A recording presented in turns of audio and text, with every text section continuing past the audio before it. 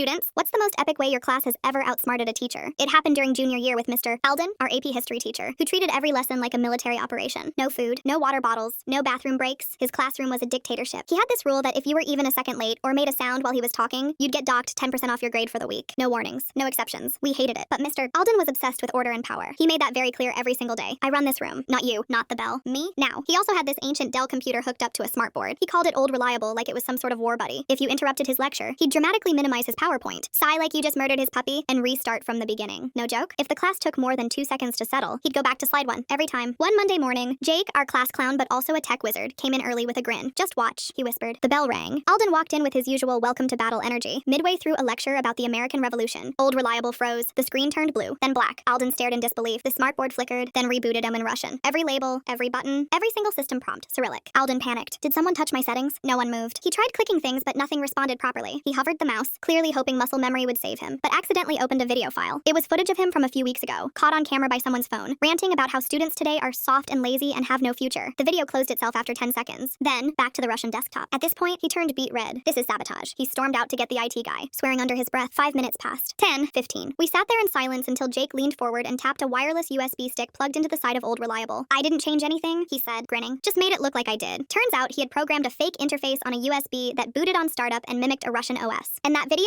Just perfect timing. The real desktop was untouched. All he had to do was yank the stick and reboot. When Alden returned with IT, the computer had magically fixed itself. He looked like he'd seen a ghost. It just went back to normal, he muttered. I shrugged and said, these old machines glitch all the time. For the rest of the year, Alden never restarted a single PowerPoint, never used Old Reliable for full screen presentations again. And the best part? He got noticeably nicer. Bathroom breaks returned. So did snack leniency. And most importantly, he stopped threatening to restart lectures. Every time he hovered over that PowerPoint, you could see his hand twitch like he was scared it might all happen again. We never admitted what really went down. And Jake, he aced the class. But every time Alden passed by his desk, he gave him this nervous glance like Jake held the launch codes. And maybe he did.